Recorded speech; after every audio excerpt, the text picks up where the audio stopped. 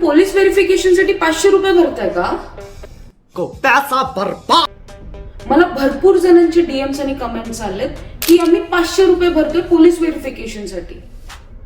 आता police verification म्हणजे काय हे समजूयात. पासपोर्टची ऍप्लिकेशन झाल्यानंतर तुम्हाला पासपोर्ट घरी येण्यापर्यंत मध्ये एक प्रोसेस असते, त्याला पोलीस व्हेरिफिकेशन म्हणतात. आता ह्या व्हेरिफिकेशन मध्ये नेमकं करतात काय हे लोक?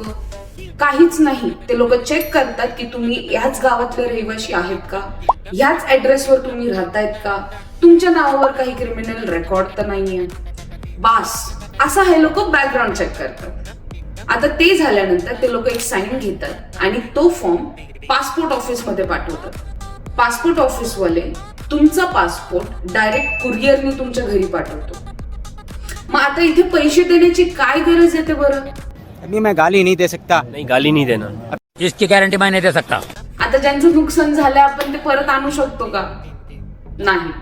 देखा आपने लापरवाही का नतीजा है. बट ज्या लोकांनी आत्ता पासपोर्ट साठी अप्लाय केलंय किंवा ज्यांचं पोलीस व्हेरिफिकेशन आत्ता आहे ते लोक चेक नक्की करू शकतात की खरंच पैसे घेतायत का.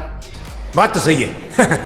आणि जर घेत असतील तर हा व्हिडिओ त्यांना दाखवा, कारण की मी पूर्ण पासपोर्टचं प्रोसेस केलेली आहे आणि माझ्या फ्रेंड्सची पण पूर्ण प्रोसेस मीच केलेली आहे. सो आय नो व्हेरी वेल की पैसे कुठेच घेत नाहीत.